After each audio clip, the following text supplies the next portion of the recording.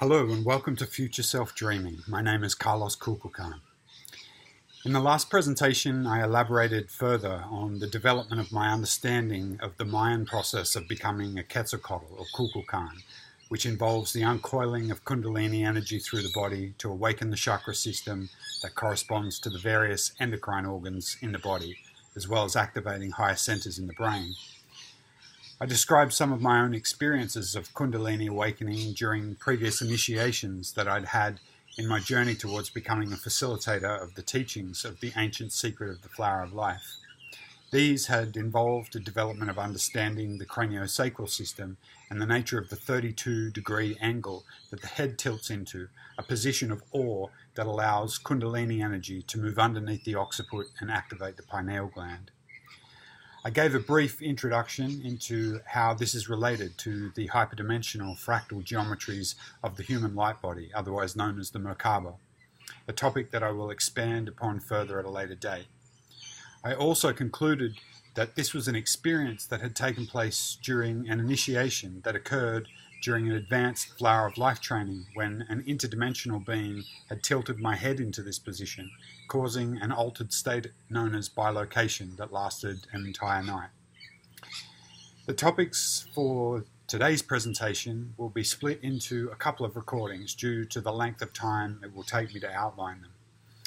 I wish to elaborate on the synchronicities and initiations that led me to becoming an ambassador of another body of work that incorporates the knowledge and application of sacred geometry in awakening human consciousness by activating the light body. This work is known as the Template, a holonomic model of transcendence by Juliet and Jiva Carter. I wanted to begin this presentation by reading a poem from a book titled Return of the Bird Tribes by Ken Carey that I will further reference in this presentation. This poem is credited by Ken Carey as being authored by Quetzalcoatl, and it reads, "The serpentine mind disentangles from the branches of confusion, uncoils its knowledge to greet the dawn, and sees in the growing light great coloured feathered wings that grew unnoticed in its sleep. Understanding perfectly in a single rush of joy, it flies above the ancient promises, beyond where the forest lies, to the sea, the open sea, as rings around the morning star like corridors through the air." So, during the period of several years that it took me to complete my training as a facilitator of the ancient secret of the flower of life by traveling to the United States, Egypt, and Mexico, I also became involved in this body of work known as the Template by initially attending the first series of template ceremonies. My introduction to this material came about when I attended a spiritually orientated festival known as the Starlight Festival. As soon as I arrived, I walked into a presentation that Juliet Carter was about to give, where she explained the history and components of her journey to discover a system of ceremonies for resurrecting the human light body. She explained that the original human design had been genetically modified by a race of beings who were God impersonators on this planet, known by various names in cultures and religions throughout history, in particular the ancient Sumerian culture, referring to these beings as the Anunnaki. She explained that as a result of the genetic modification, as well as disturbances to our solar system, that our ability to absorb and utilize the coded intelligence transmitted as solar radiance from the light of our sun had been disturbed, resulting in the endocrine system being unable to transduce this light through the chakra system, causing a distortion in the ratios of neurochemistry produced by these glands that stabilizes our consciousness at a particular frequency. The presence that Juliet had and the authority with which she spoke about such amazing and controversial topics impressed me greatly, and when I realized that they were working with sacred geometry as a component in their ceremonies, it piqued my interest greatly. I wondered initially whether they had just modified Dronvello's work of the ancient secret of the flower of life. However, when I went to speak with Juliet and Jiva personally at their jewelry store, I soon discovered that they were on a different trajectory with their knowledge of and application of sacred geometry. And shortly thereafter, I signed up for a couple of weekend workshops to attend the first 4 ceremonies that they had engineered at that time. The primary function of these ceremonies was to resurrect, through frequency resonance, a system of circuitry that can translate the source intelligence transmitted upon light from our sun. Juliet explains in her writings that the energetic nature of consciousness that fosters all life is integrated by the human heart, body, mind via bio-circuitry. The circuitry is the delivery system that integrates this source intelligence, translating this energetic electromagnetic life force into the bioinformational matrix that is the vibratory infrastructure of the human hologram. As a result of the genetic modification of our DNA, the human biocomputer is not capable of sustaining its molecular structure in a state of superconsciousness. The reconnection of circuitry restores the fundamental energy supply intrinsic to the human ability to achieve and sustain conscious evolution into the new paradigm. This electromagnetic energy is integrated into the body through meridians or circuits to be translated by the chakra centers into bioinformational signals for the endocrine system to utilize. The circuitry does not begin and end around the human energy field. Each circuit is spherical and intersects with other spherical fields of conscious intelligence, which in turn interacts with another as part of an electromagnetic intelligence system that encompasses all, from the subatomic to the multi-universal, the wheels within wheels. Each sphere of consciousness is a holonomic fractal of source intelligence. The source is everywhere. The more circuitry that the human entity is able to utilize within its computational system, the more source intelligence it is able to integrate and synthesize, and the more conscious and enlightened that entity becomes. Enlightenment is not simply a state in which the intellect is in possession of questions and answers. It is a state of being in which the full spectrum of source consciousness is integrated, synthesized, and crystallized into the incarnate body presence, understood in the mind, felt in the heart, and made tangible in the body. So after attending the workshops to complete the first 4 ceremonies, I underwent some terrific personal transformation, which in retrospect continued indefinitely ever after. I arranged to have some lunch with Jiva several months later when I travelled to Bali, which was where they were living. I travelled to Bali because I felt called to sit atop the volcano called Mount Batur during the Venus transit in 2004, an event when Venus eclipsed the face of the sun. Over lunch, Jiva explained that they had been fasting and energetically preparing themselves in readiness for this celestial alignment, and that during that event they had discovered the codes and geometry for the 5th ceremony. It would be about another 7 years or so until I'd become reacquainted with Juliet and Jiva. At that time, I was living in Melbourne and was managing one of Village Cinema's gold-class cinemas at a complex known as the Jam Factory on Chapel Street in Prahran. Having had a fascination with the history of secret societies, I revelled at the Freemasonic influence in the construction of the cinema complex, having large Egyptian-style pillars with the chessboard-style black and white tiled floor, geometric tiling, and esoteric symbolism everywhere. It was at this time that another sequence of synchronous events occurred. I had asked my mother to bring Robert Anton Wilson's book, Cosmic Trigger, that I've mentioned earlier, during a visit that she made to come and see me. This was in a collection of books that I had stored at my parents' house. When I started working at the cinema, I developed a fascination with one of the all-time great researchers named Jordan Maxwell.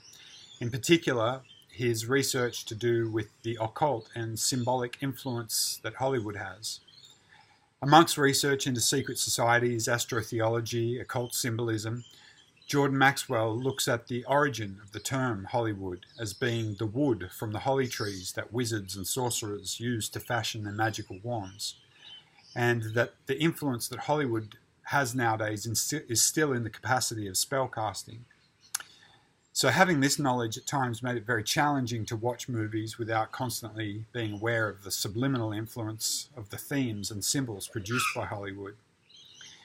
I had just finished watching an interview with Jordan Maxwell by Project Camelot, The part of the interview that I found most interesting was when Jordan was talking about an experience that he'd had at age 19.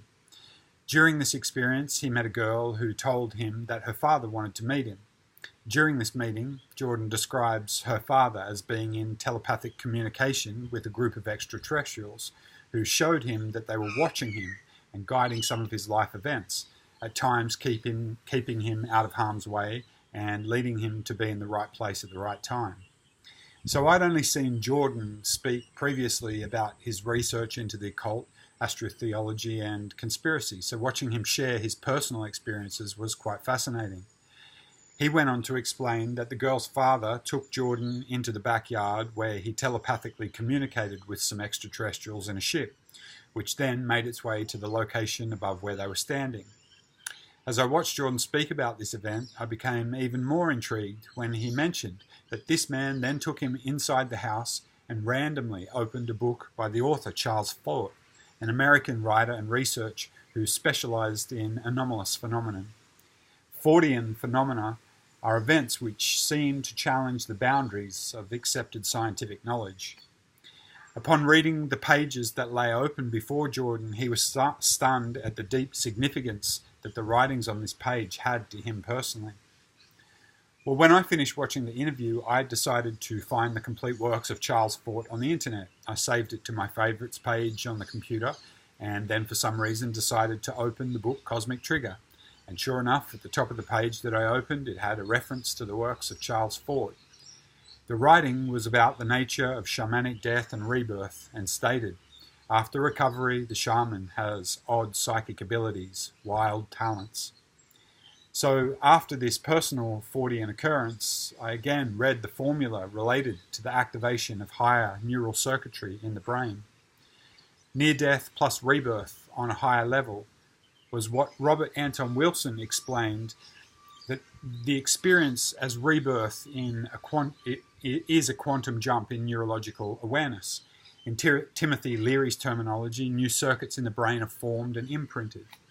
Obviously, the first shamans had no teachers. They simply went through the illness-rebirth transition accidentally, as it were.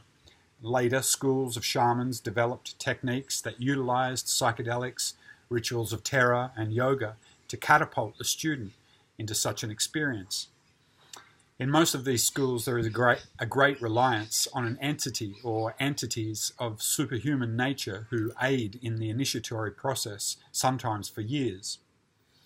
Robert Anton Wilson postulates the paradox that, as we advance towards higher intelligence, our brains may increasingly affect the universe by quantum inseparability, creating first coincidences, then Jungian synchronicities, then seemingly external superhuman beings who are really masks of the greater selves that we are evolving into.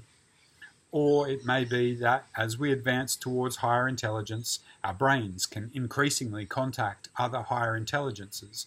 This includes contact with advanced adepts who are both human and non-human, terrestrial and extraterrestrial, and located temporally through what we call past, present, and future.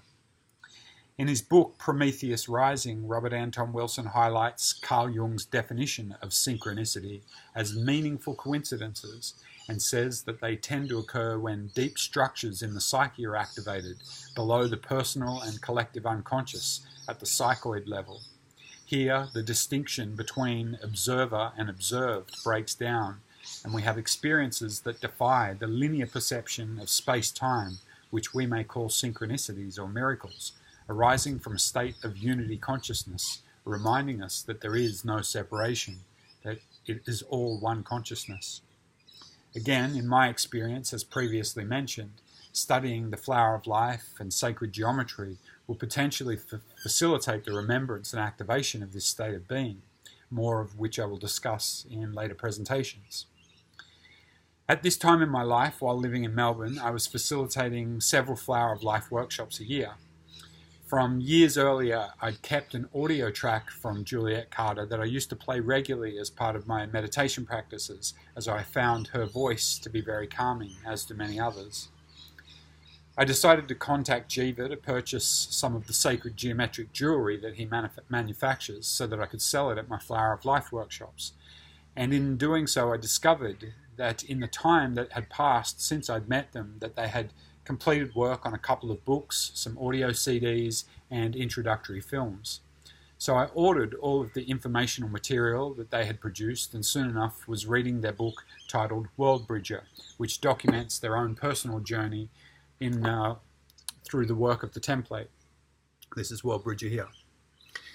So, of course, when I began reading their book World Bridger, the synchronicities in my own life continued to flow in thick and fast.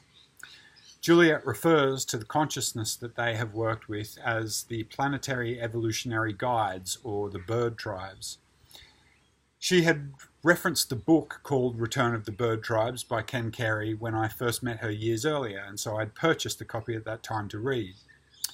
When I began reading World Bridger and the reference to the bird tribes, I went to work at the cinema, and two young ladies came in who I greeted. I began to converse with them and could hear that one of them had a thick Scottish accent. So I asked her where she was from in Scotland and told her that my grandparents were originally from there. She told me that she was a dancer who lived in Sydney and had come to visit a friend in Melbourne for the weekend. And I noticed that she was wearing a very pretty necklace that was adorned with bird feathers, most notably a large peacock feather. After they'd seen the movie, I farewelled them from the cinema and went about some other tasks, and a short time later I found the feathered necklace placed in the back kitchen, having been collected by a staff member during the cleaning of the cinema. As I knew who it belonged to, I picked it up and placed it around my neck, figuring that the girls would probably return later in the evening looking for it, and that I'd be able to return it to them. But when I put on the necklace, I had the strange sensation that I was meant to have those feathers for some reason. And I wondered if I was meant to meet those girls again. When they didn't return, I put the feathers in a safe place, and I thought if they didn't come back for it, perhaps I'd give them to a girlfriend. However, there was this very strong guidance and intuitive voice coming through from my higher self that said that it was meant to be a gift for me. The following day, I was on my computer when a Facebook friend request from the daughter of an old friend of mine arrived. I'd seen her profile picture on Facebook the previous day and requested her as a friend, having not seen her in several years. And after having spent a fair deal of time travelling overseas, she was also now living in Sydney. I opened up her profile, began looking through her photos, and sure enough, I got to about the 5th photo in the album, and there before me was an image of the Scottish girl who I'd met at the cinema the day before, whose feathers I was now the guardian of. I looked through a few more photos and to confirm it was her, and sure enough, there was a picture of her with the other girl that had been at the cinema with her the day before. So I sent them both a message saying that I'd had a bit of a cosmic moment and that this type of encounter was a regular occurrence for me. And I told them that, although it might seem strange, that I felt the feathers had some type of destiny to be with me. They replied, and at first they said that they would leave them with me, but then later replied again to say that they were a special gift from her boyfriend and that she'd like to come back and retrieve them. So although I felt they were meant to stay with me, I let go of any attachment that I had to them, and I figured that if the encounter was so, that they'd be returned to their owner and that a lesson about divine order could be had from it all. I told the girls my working hours so they could come and collect it, but they never did. And it soon became apparent that this was the first of many gifts from the bird tribes. So after this, I read some more of the book World Bridger by Juliet Carter, and I noticed the first line of the prologue, which states, "To my Mayan community, I am a shaman king." This resonated with me particularly due to the initiations that I'd had in Mexico that I've described in previous presentations. After reading the prologue to World Bridger, I decided to go to the pool for a swim, and on the walk there I passed an area where I had coincidentally run into a man named Diva Dorisha and his wife Roshana sometime earlier. They were on a stroll along the beach after their home had been burned down in some massive fires that occurred near Melbourne. I had attended several workshop trainings with Dorisha called The Shaman's Doorway years earlier, experiences that I'll describe at a later date. I remembered Dorisha's story of his shamanic awakening also beginning in Mexico after being atop the pyramids at Teotihuacan and then seeing an Aztec medicine man in full dress who nobody else could see.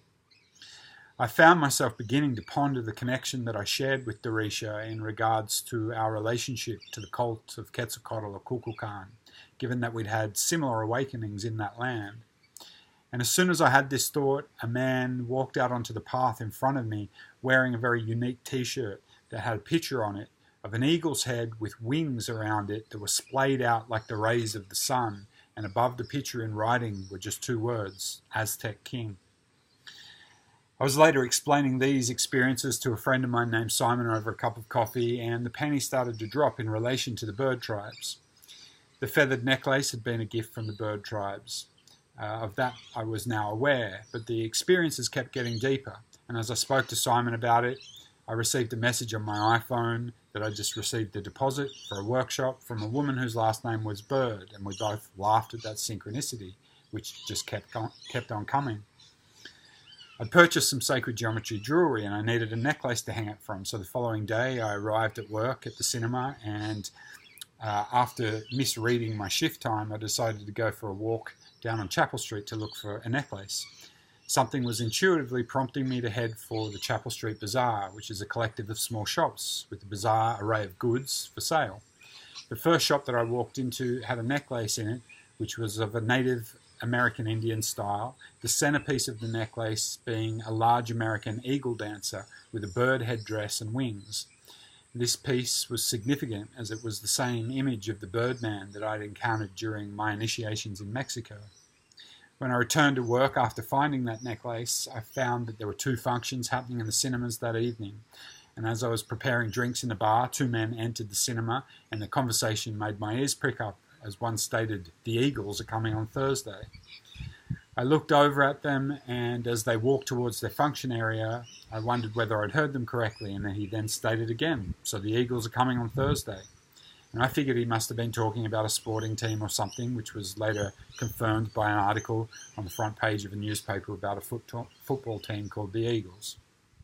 So after hearing him say that, I looked down at the function brief in front of me and saw that the man hosting the event was named Glenn Eagle.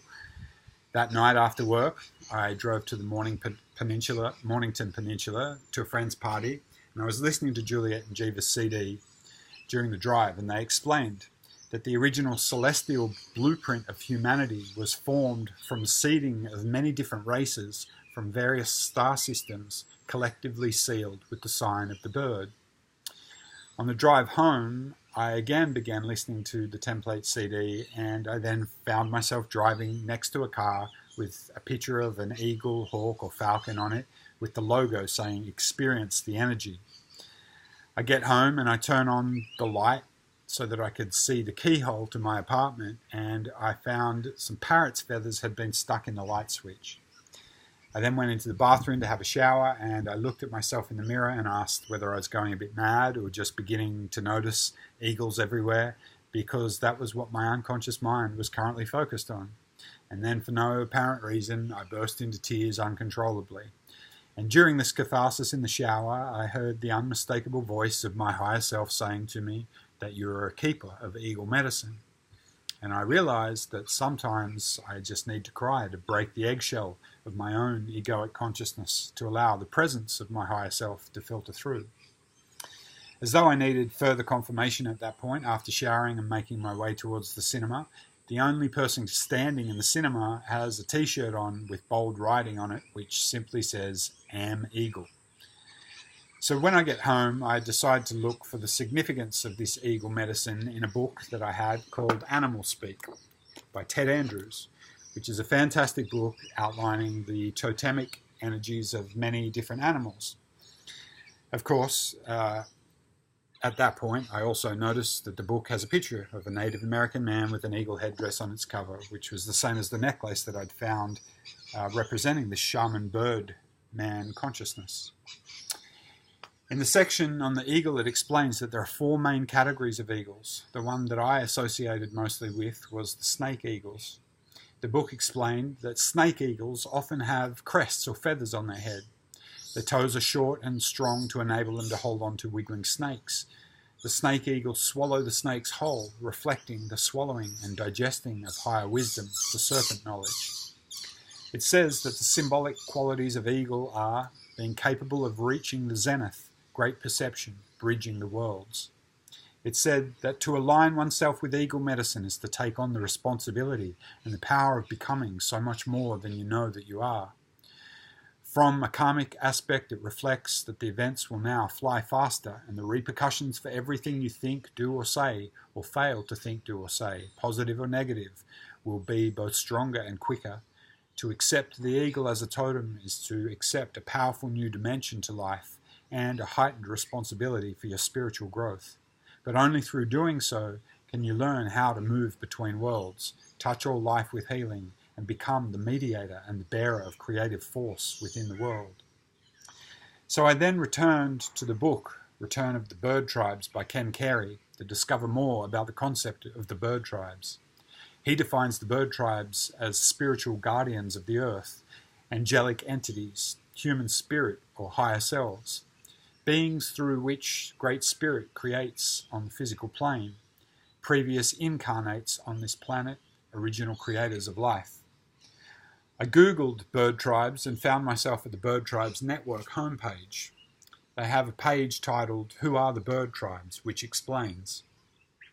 In the book, Return of the Bird Tribes by Ken Carey, it is said, there are many names for us. We have been called angels, bird tribes, higher selves, Hoxetas, spirits of the stars. The reality of what we are is more than a name can convey.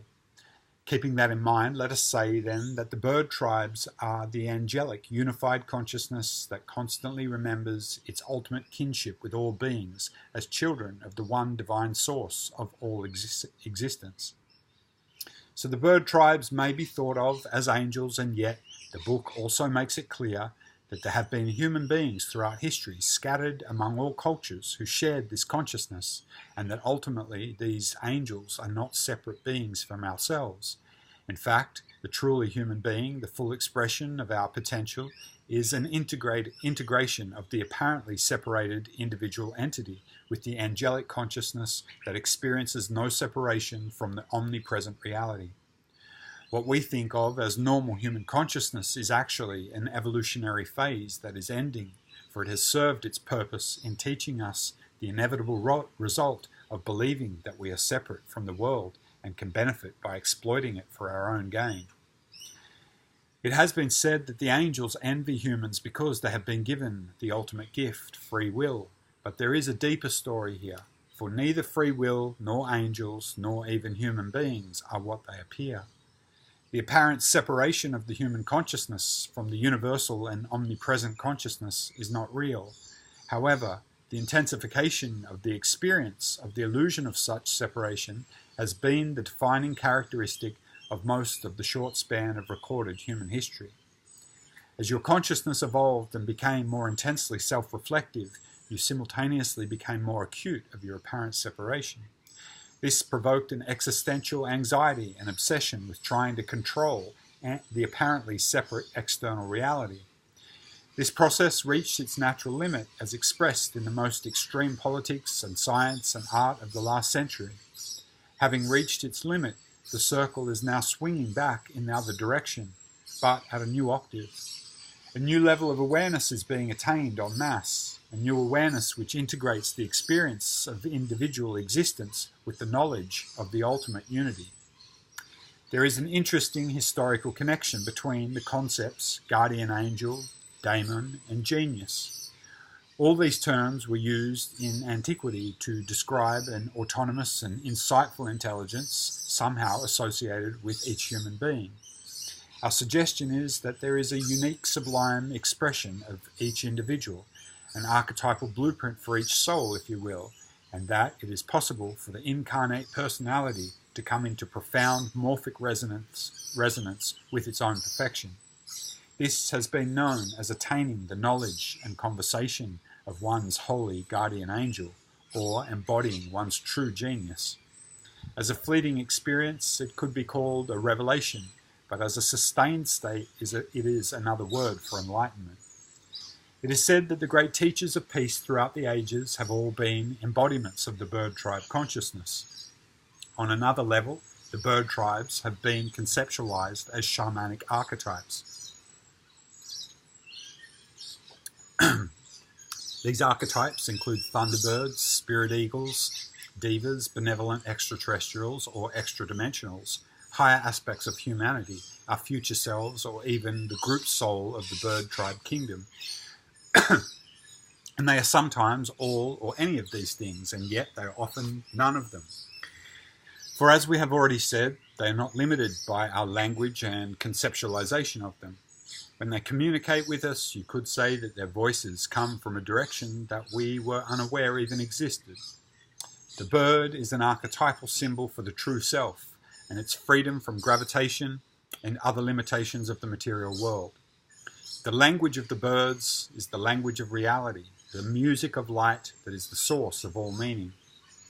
This language slips through the cracks of the mind as poetry, metaphor, and imagery that transcends the mind's sense of logic and reason. In many traditions, the language of the birds is a well-known concept. In Sufism, it is a mystical language of angels.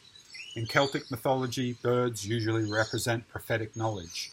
Solomon's proverbial wisdom was due to his being granted understanding of the language of the birds. In Renaissance magic and alchemy, the language of the birds was considered a secret and perfect language, and the key to perfect knowledge, sometimes also called language verte, the green language. In Egypt, hieroglyphic writing is called the alphabet of the birds. St. Francis also spoke with the birds. In Greek mythology, the language of the birds may be attained by magical means. And Democritus, Apollonius of Tyana, and others were said to have understood the birds. The Bird Tribe Network website also described the history of the warrior tribes, which says, the book Return of the Bird Tribes explains that history as we know it is actually similar to the initiation-death process with which many tribal societies mark the passage from childhood to maturity. Gradually, over long millennia, consciousness on Gaia has been evolving the capacity or self-awareness in relationship to infinity.